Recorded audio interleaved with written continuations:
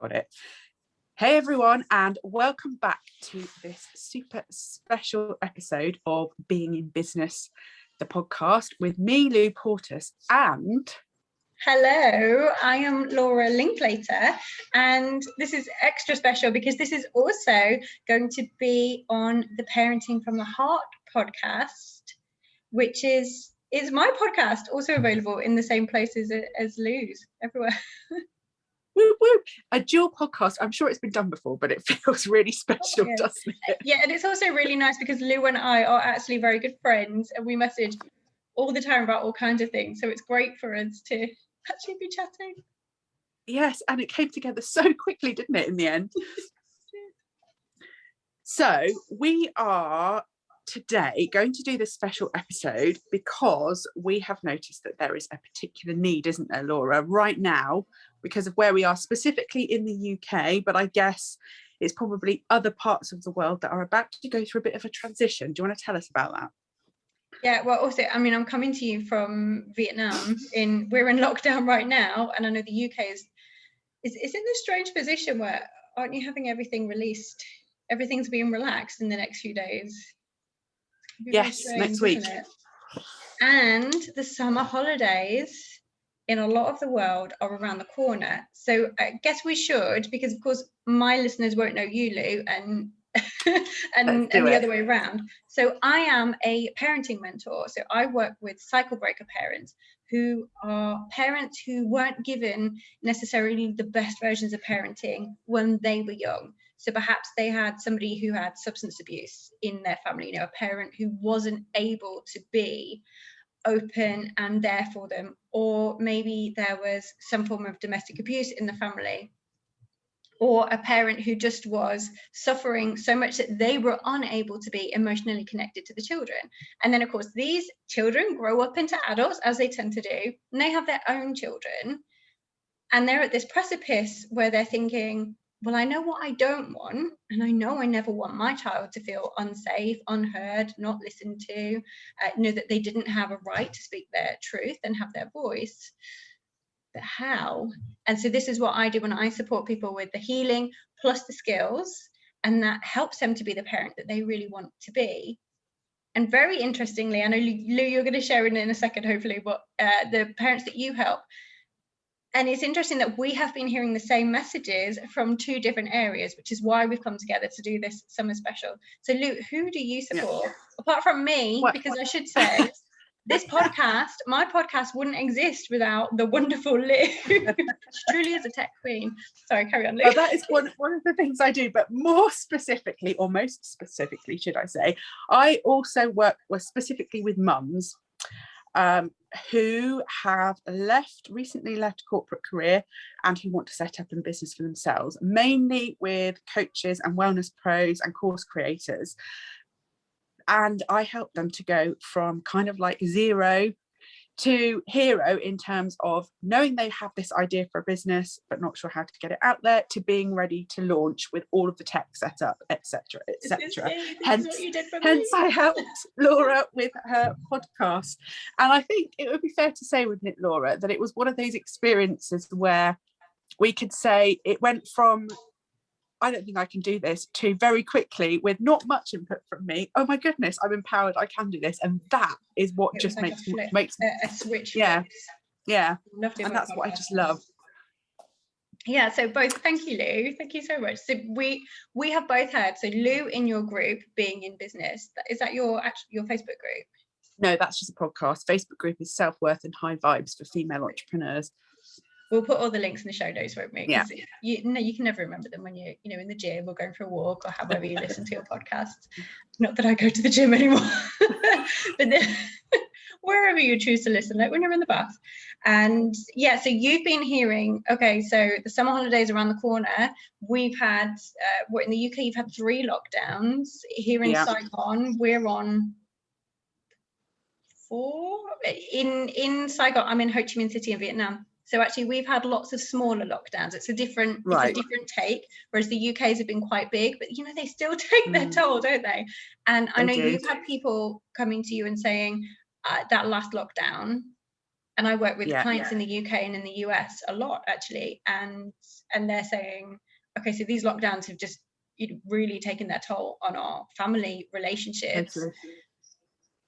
And now the summer holidays are around the corner, and yeah, we're not doing COVID homeschooling anymore, but how can we survive this? How can I maintain my sanity, get all my work done, not be racked by guilt, and be a good parent and have my children's mental health? Because we're all worried about, we should say that I have 3 children under 7, and Lou, you have 2 under 10. So a bit older mine are. I will be there one day. But we're in the same boat as well, and these are the things that we talk about in our Telegram group where we're sending messages. We are all worried about our children's mental health and our family connectivity, and so many of us are working moms and working for ourselves, and this has its own unique is challenges the right word? Unique set of circumstances. I think so, yeah. That we feel that together we could talk about it and support people in this summer holiday special. Absolutely, and now is the time, isn't it? I know actually that for some in the UK, Scotland has already broken up, and private schools are breaking up right now. We're broken up here in Vietnam, but we go back. However, there are still some like me. My children don't break up until they've got another couple of weeks. So this is why we like mine don't go to school because we're home educated. Yeah, they need a break though, don't they? So I did, just to give a little bit of context, I did a little bit of research into how my audience were feeling about the summer holidays, because I was starting to notice that there was tension around, we've now got say 4 weeks left and then the summer holidays are here, what are going to do? So I asked a few questions, and what was coming back was that last lockdown, which here in the UK, if you're not in the UK, was Boxing Day, so the 26th of December until early March. That really damaged our family dynamic. I have heard that exactly. Yeah. I almost feel I'm in this really uncomfortable position because I had a spike in referrals at that point, a spike of self-referrals of people saying, I am not, I know you're 6 hours ahead of me. Can we get a time? And of course we can, where we can all talk. And people saying, okay, our relationships are really struggling, and that this last lockdown was the hardest in the UK. I think it was cold and dark, and everybody was just so over it. But the anxiety is always there, isn't it, with COVID? That's one of the things.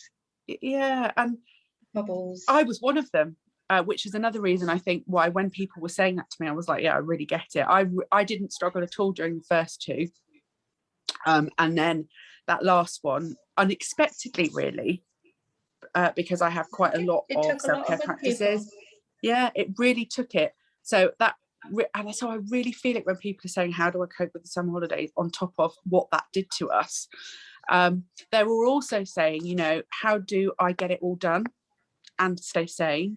And that's perennial, isn't it? But then the summer holiday and then a COVID summer holiday. Yeah. I think for some people it's feeling like it might be too much.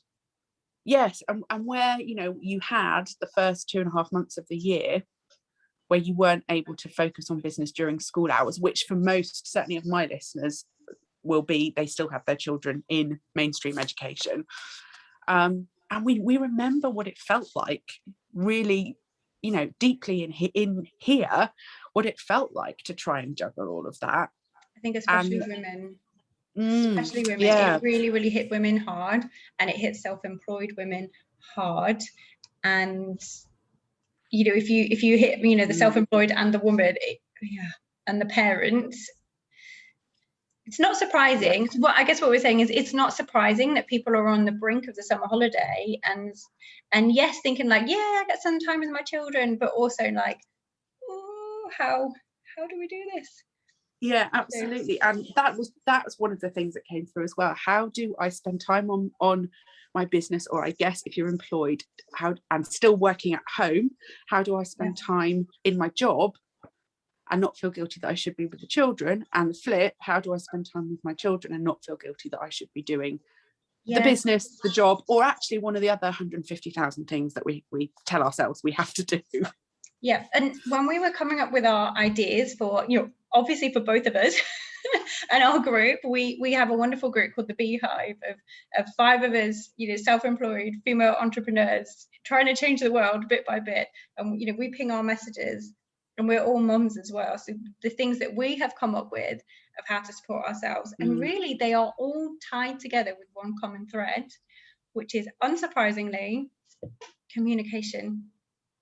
Clear and honest and sometimes brave communication with the children. And I'm very passionate about this, that yes, we have to be age appropriate. So my 3-year-old is not going to understand me talking to him in the same way that you talk to your 10, 9 and 7, 9 and 7, your 9-year-old. They're not going to understand the same vocabulary. However, we can be. I recently did a really interesting interview with Carrie Kearns, who's a pet. She's a pet specialist. So when people's pet dies, and she supports families and individuals through that process. And she said that one of her key practices was age-appropriate honesty. And you were saying, Lou, about laying it out, so not waiting until the first day of the summer holiday. Because our children, if we're feeling like this as the adults, our children are feeling like, what's the summer going to look like? Can I go to parties? Can I go to people's houses? Can we go to Alton Towers or wherever you live? How is mum going to work? Because for COVID home learning and COVID working, that was stressful for us and for our children. So they will be feeling a bit of anxiety about that as well, aren't they? So, Lou, how are you approaching that with your boys? Well, just to go back to something you said, I think that them feeling it is something that I became acutely aware of actually at our May half term, because my oldest, the 9-year-old, said to me, "Mummy, are you going to be working next week?" And he wouldn't have said that if the impact of the work during lockdown, or perhaps Easter holidays coming so soon after lockdown, or the combination of the two, hadn't left a mark on him. So did he say that last May and the May before? Well, probably not. Yeah. And I think, and what he's saying is, what is our home life going to look like in May? Absolutely. So maybe that's the thing, is when your children are asking you things. I've just had another brainwave.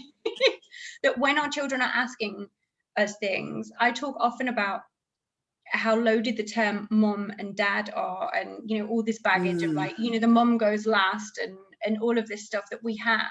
And actually we can completely circumvent that by saying, okay, I'm going to change my title to leader in the family. And that's so wonderful, because you get to create what that looks like, and you get to approach that. Yeah, it is. I find it really empowering. And I know, I do a whole ceremony for my clients where we step into our power. And I know you've done something similar with me, haven't you, Lou? The stepping into the community, and it was really powerful. Yeah, absolutely. And so when you're the leader in your family, what you're looking at is, what are my children telling me by their behavior? So like you said, when your eldest was saying, are you working on Monday? We have a choice to say, well, I am going to work in the holidays. It's going to be blah, blah, blah. Or to sit and say, okay, as the leader, what is he asking me? What is he anxious about? Let's have a conversation. And that comes back to something that we were talking about before we hit record. And I know it's something that's you're really passionate about. And it's also something that I am and talk about a lot. And that is that those times give us the opportunity to get curious and to not just react, but to breathe, to pause, breathe, and respond. Yeah. So I think that's so important. Before we spoke, before we pressed record, when we were chatting about what our plan was, you were saying that you were starting to have conversations now, 4 weeks ahead of the summer holiday, so that they're not finding, they break up on the Friday or the Thursday or whenever, and then Monday morning they're like, well, what is happening? You're like, well, obviously I'm working Monday, Wednesday, Friday, and then we have this conflict. And actually preempting it, I often talk about this with consent and things, like when you're going to granny and grandma's house, because people always ask me that at Christmas. So ring them in advance and say, we are going to say, they can hug you or high five or give you a wave. I want you to be prepared, because that eliminates they might not like it, but it eliminates the conflict of you having to explain yourself.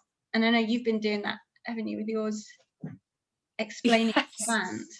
Yes, yeah, I have. And so I've started saying to them, just and again, I find that with my children, and you can tell me whether this is something that is potentially common to many more children, is that if I have small conversations every now and then that aren't like, you know, pressured, so like in the car on the way home from school, for example, Yes, where we just talk for a minute, where we just talk for a minute or two, and then they get to mull it over, I will often find that they will come to me a bit later and say, can you just explain that again? Or, you know, or tell me something that they don't feel quite comfortable with. So I've started slipping in what my current expectations are for the summer holidays now.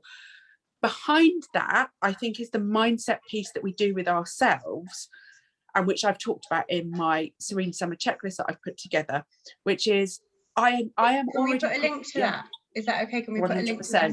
Yeah. I know this podcast, I'm hoping, is going to be supporting the mums and dads. I mean, I'm sure dads will get a lot out of it, but mums and dads who are working over the holidays. So what you're doing is going to be really helpful. Yes, for sure. Put it in the notes. We will. So one of the things I say in there is, you've talked about communication. One of the key places to communicate is with ourselves. And I am already prepared to review how things are going. Sometimes it might be on an hourly basis, other times it might be daily or week, or it may be that this idea that I have in my head works. I doubt it. I think we will refine it as we go. Work if we plan exactly. But if you're ready now to get curious, to listen to yourself, to listen to them, you take away that pressure of having to control it and having to be perfect. This sounds like a birth plan. I didn't have one. I did, and then I had a premature baby. Actually, that's not true. I did have one with my oldest, and basically it said, this is my idea, but I accept that what's going to happen will happen. And I'm so glad that I did that, because it all went out of the window. Yeah. Apart from the skin to skin. This is my, see, there you go, we got something. And because you planned in advance that this is what you would like. Yeah, exactly. Yeah, so I guess that's the thing, is have a plan. And I think, you know, did you say you were going to try and work on the afternoons? And now, so I'm in lockdown. My husband's a teacher. He's on summer holidays, thank goodness, because it just makes it so much easier. So I'm doing Mondays, Wednesdays, and Fridays. This is what I'm doing. And then, this leads into another thing we talked about. And when you're saying about your people had been saying, your ladies, your conscious entrepreneurs had been saying, how do I deal with the guilt of, you know, I'm working, and when I'm working, I might feel the guilt that I'm not with my children. And then when I'm with my children, I'm feeling guilty because I'm neglecting my business. And of course, yes, this is perennial anyway. This is part of the parents' lot. Mm-hmm. And it's all exacerbated because of COVID, and it's all exacerbated in summer holidays. And what we were talking about, again, before record, was being present 100%. So for some people, it might mean, like when I had my babies, I had 3 in 3 years, like boom, boom, boom, all in one go. And I made the choice to not, I know, it was amazing from what I remember. Hats off to you is all I can say. Yeah, but you know, I made a conscious point because I was at a precipice of going into management, and bless him, John, my husband, said, you know, I'll support you if you want to. And I was like, I don't want to. I don't think that would be the best thing for me or right now for the family. And I know other people who had, but having 3, just 3 under 3, like it made sense to me, and it felt aligned to me to say, I don't want to work. So actually, if you want to take the summer off, and you can do that, or you can pare it right back, go for it, but own that decision. And if you want to work, and your heart is making you need to work, I know that when you feel like that you can say, okay, so this is what I'm going to do, and I'm going to stick to it. Yes, we'll be flexible because, you know, life is like that. But then when you're at work, you're at work. So today, I haven't really seen the kids very much. I popped in for meals because, you know, we're in lockdown. I'm working at home. I'm currently hiding in my bedroom. It's like the quietest place. But then tomorrow, I will look at my phone in the morning, and I'll do my essential emails before the kids wake up. And then I'm done. no devices today. Yeah, it's about being, it's that word boundaries, isn't it? yes. And some of the most empowering and important boundaries we can have are actually with ourselves, because then it makes it easier for other people to respect our boundaries and for us to respect other people. Yes, because it's so easy to you know, I always find on my Tuesday and Thursday especially, I find it really easy to look into my phone, and then I get, you know, you get swept along, don't you? Like, oh, I'll just do that. Oh, I'll just do that. Oh, someone sent me a message on Instagram. Oh, I'll follow that up. And then before you know it, you know, an hour's gone by, and then you realise actually you didn't keep your promise to yourself. At which point, do you know, Lou, I'm thinking that maybe that might happen to other people as well. Yeah. You know, at which point you have to draw a line in the sand, don't you, and say, okay, well, that's happened. Get curious. Exactly what you said, Lou. Yeah. And I think when, again, this is something I talk about a lot, when we start to develop that inner connection, we can really notice when something isn't right, because our body's telling us. You know, for me, it doesn't happen so often anymore, actually, now I think about it, but it was the tingling in the shoulders, or when I was in my corporate job. I feel sick. Yeah, sometimes, but I used to sweat. I wouldn't be hot, but I would sweat when I was in my corporate job. That hasn't happened since, or apart from my perimenopausal, so you know. I'm doing a podcast on that. I've got an expert coming in. I'll ring you. I will listen with huge interest. But yeah, it's that you actually, your body does tell you. Yeah. And if we don't tune into that whisper, it becomes a roar, doesn't it? Oh, yeah, and then an avalanche if you're not careful. Yeah, and so that's that is for me going to be what's important to me to keep connected with over the holidays, and that's why I say I will keep it under review. And if this I work from arbitrarily 2 till 6 doesn't work, and I start to feel it from the whole family or one member of the family that it's not, then we'll have a conversation about it. Yeah.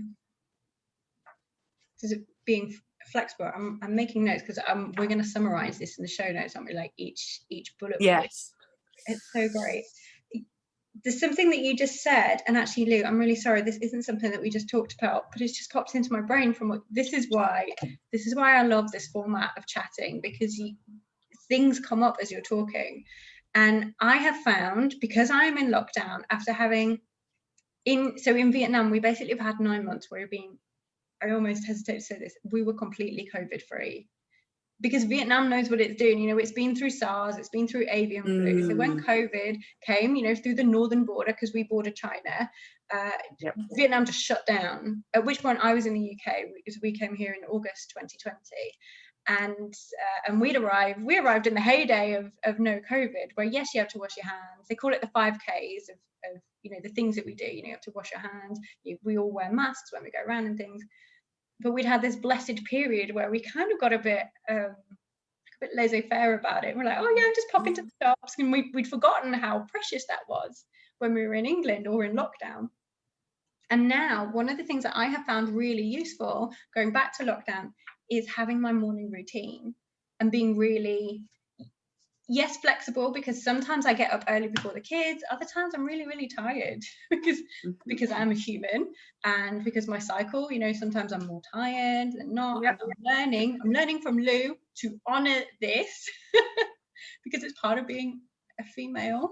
A female human, yeah. And what's the point in fighting it? It's really strange. It took me till age 36 to do that. But I have found that I do this thing called the Miracle Morning, which has the savers: so silence, affirmation, visualization, exercise, reading, and scribing, which is another way of saying journaling. And some days I get up at 5:30 and I'm very smug about it. And, you know, I sit there with my cup of coffee as the sun rises, writing in my journal and doing yoga. And other days I just do, like, they call it the 6-minute savers, where I listen to half a podcast or, you know, I read one thing and I write one thing in my journal that I'm grateful for.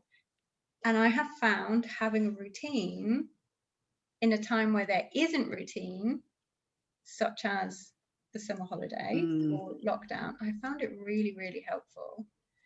That is so interesting. And, you know, I knew it at the time, but for some reason I was powerless to do anything about it. That, I think, is one of the key reasons why, for me, the last lockdown was a shambles.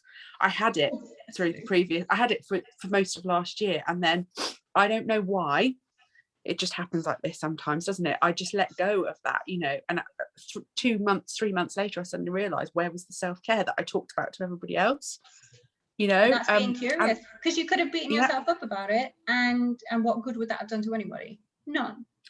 100%. Yeah. And I love the way that you talked about some days it's all in and some days it's the 6-minute thing, because I think that actually this pursuit of perfection is one of the things that makes us feel guilty, makes us wonder how we're going to do it all, and, you know, it stresses us as mothers with all of these responsibilities. Yeah, that's the thing about, like, we have it from the motherhood side, we have it from the business side, we have it from the breadwinner side, or, you know, even if you're not the breadwinner, the contributing to the finances side, we have it from being women's side, and we also have it just from being humans. Yeah, absolutely.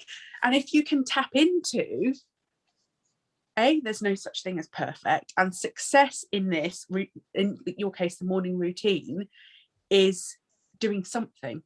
Success isn't doing everything. And some days I don't get all 6. Exactly. SAVE. Yeah, I don't get all 6. It's a count. But that doesn't stop you from going back another day. And I think we have been almost conditioned to such an extent that if we don't do it all, we think we failed, so we stop. Yeah, and actually that's an interesting thing that you were saying about, you know, say having a to-do list. You know, we go in, so you said you're working in the afternoons and I'm working 3 days a week right now, and that will go back down because I home educate my kids. I say we, but my husband works full time, so it basically is me during term time. And, you know, we're working towards they're both being location independent, and one day we will, but right now it's me. And so when I get my time to work, or I ring fence, I set boundaries around that time, I have a to-do list, which is about, I mean, it's like a Roman scroll. It's silly. I love that image. It really is. And do you know what? So many people like listening or watching this will have the same thing, where we get these ridiculous to-do lists because we're like, oh, I have time. And actually, we need to like pare it down to, okay, what is the essential that I have to get done today? And then feel good about it and celebrate our wins. Totally. So I have been doing an accountability thing with somebody lately, and literally all it has been is at the end of a day you message with your top three goals for tomorrow, and then at the end of the next day whether you've achieved them, or, you know, because we don't all achieve everything every day, and the goals for the next day, and just taking it to those 3 actually means I've got more done in that time than I had before I started doing this. Yeah, I've learned that, like, to minimize distractions. I used to have like 5 or 6 windows open. I mean, this is just good practice anyway, isn't it? I used to have 5 or 6 windows open and try and do all of the things. I think because we're sold that lie that, oh, women can multitask, so we should, and actually we get a lot more done. There's so much research, isn't there, in terms of memory and productivity, that just getting your head down and doing one task at a time is actually the way to do it, isn't it? So there's a lot of routine and being flexible, being kind, being kind to ourselves, and understanding that we're not perfect, and yes, we will mess it up, and that's okay. And I love the Brené Brown quote, to be clear is to be kind, or being clear is kind, or clear is kind. I think it's clear is kind, because that just so encapsulates everything that we've been talking about, and so much more so when you remember that clarity is in this context, your family, your team, your clients if you're self-employed, and yourself. Because when we know what to expect, kind of we step out of that fight, flight, freeze mode, and actually are able to just be a bit more, I think. There it is. Able to just be. Yeah. This is who I am, and I'm trying my best. And I will get X, Y, Z done today. You know, maybe 1 or 2, or like you said, you know, the magic number 3 things done today. And anything else is a bonus. There was one thing I wanted to add from the parenting side, and it's you just triggered the memory in me when you said about oh goodness, what were you saying? It was about it was about perfection and not being perfect. So in terms of our relationship with our children, so I've literally I came off to come and do this essay call, this recording with Lou. I've just done a training in my Facebook group, which I'll link to as well in the show notes. And it was all about apologizing and the power of apologizing to our children when, you know, we mess up, when we shout, when we're passive aggressive, when we do the things that we don't want to do, that aren't in line with how we want to be as a parent. Because of course, all parents have that. Cycle breaker parents have it, especially because what we know as normal, which just means usual, really, doesn't it? Yeah. Isn't necessarily gentle parenting. And that's why cycle breaker parents are so special. And one of the things that we talked about in this training is the rupture and repair model of relationships. And it's all about perfection. It's that sometimes in the summer holiday and in COVID times and well, just life in general, you're going to mess it up. You're going to quote unquote fail first attempt in learning. You know, you're going to get it wrong. You're going to be tired and you're going to bark at somebody, or you're going to shout, or for whatever reason, maybe you'll be worried about something and you're going to take away the power from your children by saying, just get it done, okay, just do it. And this is, I just want to just hedge people up before they go into the summer and say, this will happen. It is inevitable. It happens in every household. I'm a parenting mentor. I did it yesterday. This is normal. And that it's okay. And not only is it okay, it's a good thing. Because when our relationships rupture, it means that they are real. So, you know, rupture as in like, you know, damage, mistake, or, you know, a little breakage. And then the repairing is actually how we get strong. You know, if you think about going to the gym, the rupture is when you're doing the weightlifting, and then the repairing the next day when you rest is how you get strong. It's how you get, you know, your relationships get stronger as well. And so to say that, please don't think that if you're stressed about work or whatever, or you're stressed about, I don't want you to go to this person's house. Oh, everybody else is doing it. Well, I'm not comfortable with doing this. That kind of thing is going to cause conflict, which is a rupture in the relationship because you don't agree. And that is okay. And how you deal with that is going to be the powerful way for you to be the leader, which is usually, it goes back to the same things, apologizing in a heartfelt way. I do have resources if anybody wants. They could just email me, or they're on my most recent podcast. So they can always, you know, look up how to do a good apology, like a sincere one that moves the relationship forward. And also, I always say that is a kind of, it's a moment of curiosity. It's a moment of, okay, so I exploded right now. What's that telling me? And we're back to curiosity, loving, compassionate curiosity for ourselves. You know, maybe when you're halfway through something, a really important document, and your 3-year-old comes in and climbs on you. Oh, Lou, I wonder where this example has come from. And maybe you're like, oh my gosh, will you just please go somewhere else? And you snap, and then you feel a bit bad about it afterwards. 1, it's normal. 2, you can apologize. And 3, you know, this is part of life. And it's okay, because we are all doing it. It's a sign of you to say, okay, well, what has made me snap? What has made me be sarcastic or passive aggressive, or say, no, you're grounded, and take the power. And then you can move forward that way. And the more you do it, the more easy it is to do it in the moment as well. And I'm saying this because, like you said, it happened to you yesterday. It happened to me last night. Stressful time at bedtime, which is unusual now, they're 9 and 7, over a specific issue.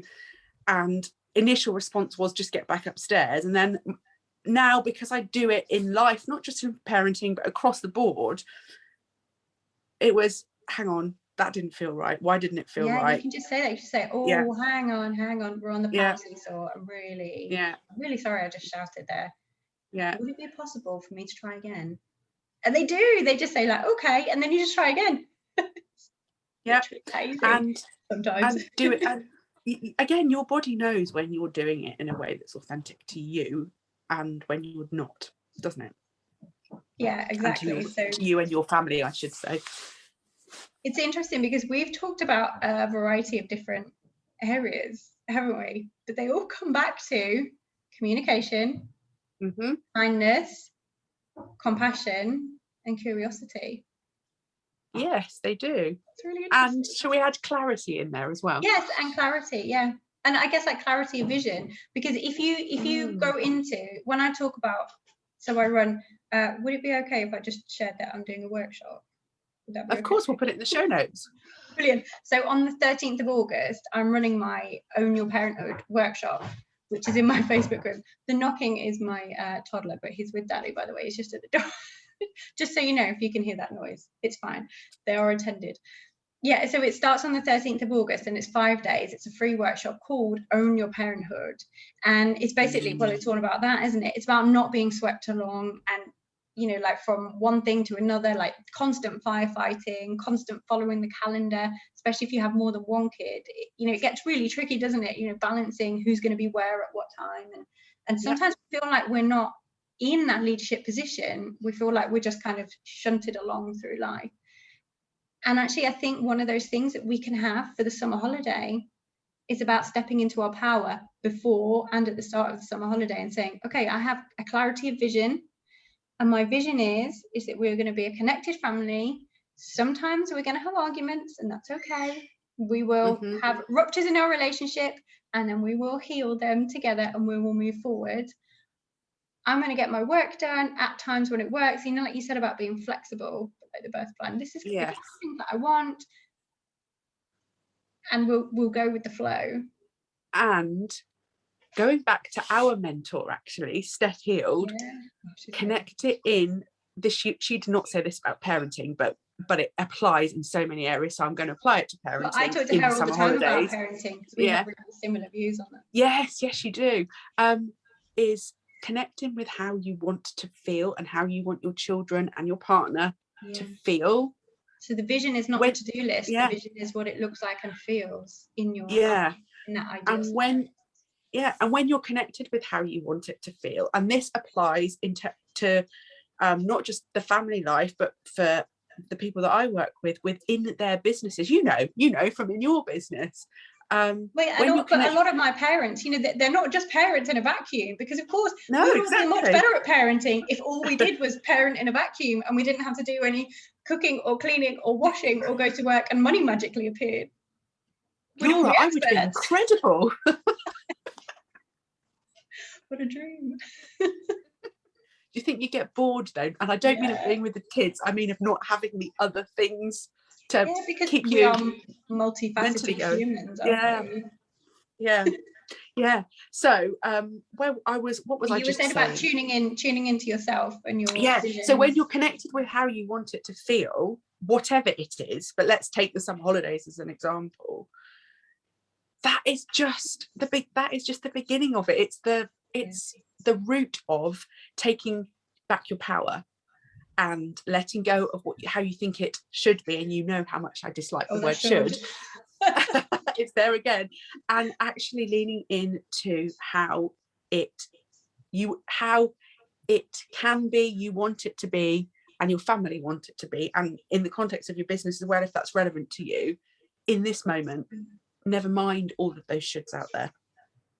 And that does tie in a bit with something we were talking about that I know that you had in your research in your group when you asked.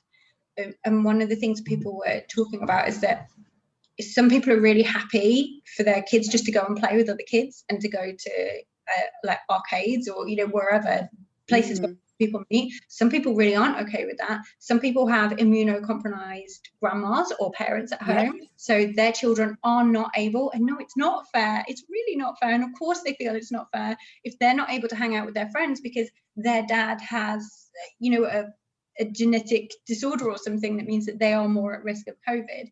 And I guess these kind of things are the way that we deal with that is with that communication, and perhaps the side-by-side communication, perhaps family meetings, whatever works in your family. And you know, like that thing of you saying like your vision of the summer holiday might not look like mine.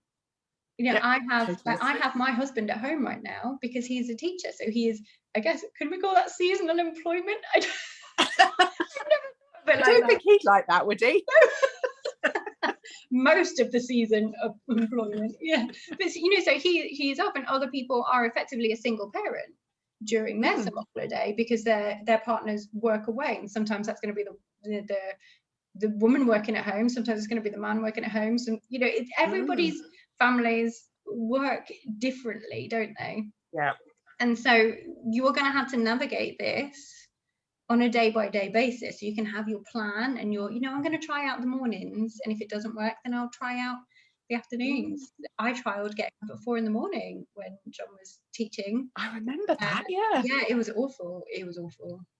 I mean, it was great for the first 2 days, and then by day 4, I was like, I need sleep. and also, Yeah. you know, and then I snapped at one of my kids, and I was like, okay, no. Yeah. And I changed it, and I started working later at night, and you know, it wasn't ideal, but it was a different way of getting through that time. And this is a shift, a mindset shift, isn't it? It can look like however it has to look like for your family, which may be very different to your children's best friend's family, the people next door, the people down the road, and that is okay. Yeah. That is not something we're conditioned to feel, but that is the truth. We're conditioned with this judgment and this competition. Especially the women I mean, we talk about this all the time, don't we? Rejecting the women being in competition against each other. Like, there is always enough. There is always enough, and we don't need to judge each other, because frankly, we don't know the truth of what somebody else's household is like. Absolutely. And our own households change all the time, don't they, with different needs, and as the kids grow older and things. So yeah, I always feel like with the children, I just about feel like I've grasped where we are now, and then where we are moves. Yeah. Oh gosh, yes. Yeah, and then they have a developmental change, don't they? Yeah. Okay, I've got to learn something new now. Yeah, exactly. Yeah, or a new hobby that is all consuming. Yeah, and that's exactly, to bring us kind of back round to close, that is exactly where we are with this summer holidays. Yes, we have recent memory of all being under one roof, but we are learning something different this time. We're learning something different to lockdown and the last summer holidays that were summer holidays, so 2 years ago, aren't we? Yeah. And that's okay. I guess I wonder if some people might be like, but I wanted answers. And actually, I guess what we've got to say is you have the answers. Yes. You have the answers. They are in you, and they are in your family, and they're right. And they might change tomorrow, in which case the new answers will be right. And that is what it is. It's tuning into yourself. It's being forgiving and loving and compassionate, and to a point going with the flow, isn't it? But also having your image of what you want it to feel like. And we know, don't we, when we deviate from what feels good, from what feels safe, from what feels aligned. I know that's a bit of a buzzword, but it does make sense. What feels right with the vision for your family and for your business. And I think that's got to be your guiding light. Yeah, and of course, sharing in both communities is going to be, you know, in the business side and the parenting side, sharing your experience is really powerful. And talking with other people in a similar situation with similar aims, it's going to be really supportive. And it's okay to say, I'm struggling. That doesn't mean you don't love your children or any of those things that we tell ourselves. It just means you're struggling, and that's okay. And everybody struggles sometimes. I think if COVID has taught us anything, it's that. Yes, absolutely. It is hard. It is legit hard. And Glennon Doyle, you can do hard things. We can do hard things. I love Glennon Doyle. That's a really, really great point to finish on. We can do hard things, ladies and gents, and anybody else that's listening. Wide audience today. Brilliant. Thank you so much for your time, and we really, really appreciate it. And come and check us out in our Facebook groups. Well, what is yours called, Lou, again? The Self-Worth and High Vibes Club for Female Entrepreneurs. Brilliant. And mine is I love it. Well, it's all going to be written down anyway. Mine's also not. The Cycle Breaker Parents Unite Facebook group is my Facebook group, and you're welcome in both. We're both in both. Yes, we are. Okay, thank you so much, Laura. Take care. Oh, thank you, Lou. Bye.